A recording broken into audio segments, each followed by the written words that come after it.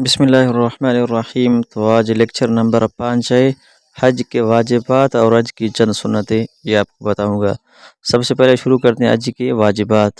سب سے پہلا یہ کہ وقوف مزدلفہ 10 ذی الحجہ صبح صادق سے طلوع آفتاب کے درمیان ٹھہرنا، اس کے بعد صفا اور مروہ کے درمیان سعی کرنا، یہ 7 چکر بنتے ہیں، صفا پہاڑی سے شروع ہو کر مروہ پہاڑی پہ ختم۔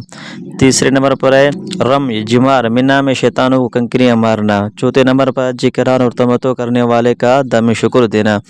پانچویں نمبر پر پورے سر کے بال منڈوانا یا کتروانا۔ چھٹے نمبر پر آفاقی یعنی میقات سے باہر رہنے والے کے لیے طواف وداع کرنا۔ یہ کیا تھے؟ حج کے واجبات۔ اب آگے حج کی چند سنتیں۔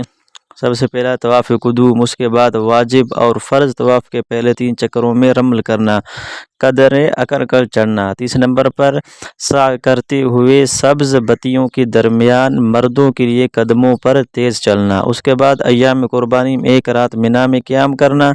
اس کے بعد 9 ذی الحجہ کے دن سورج نکلنے کے بعد منی سے عرفات جانا۔ آج کل تکلیف سے بچنے کے لیے حکومت سعودیہ کی ہدایت کے مطابق جلدی روانہ کیا جاتا ہے، جس میں حرج نہیں۔ اس کے بعد ہے مزدلفہ میں رات گزارنا۔ پھر اس کے بعد یہ ہے کہ 10ویں ذی الحجہ کے سورج طلوع ہونے سے پہلے منی کے لیے روانہ ہونا۔ پھر اس کے بعد کیا ہے کہ تینوں جمرات میں کنکریاں مارنے کے لیے ترتیب قائم رکھنا۔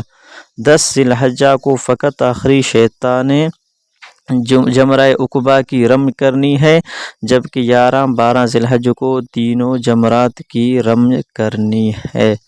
تو دوستو بھائیو، یہ کیا تھے آج کے سبق لیکچر نمبر 5 میں ہے۔ میں نے آپ کو بتایا تھا حج کے واجبات اور حج کی چند سنتیں تھے۔ تو ہمیں بھی چاہیے کہ ہم حج کرتے، ویسے بھی کرنی تو ہے حج، تو بہتر یہ ہے کہ ہمیں بہتر طریقے سے کریں، مسائل کو سمجھ کر کرنے، اس سے زیادہ فائدہ ہوگا۔ السلام علیکم ورحمۃ اللہ۔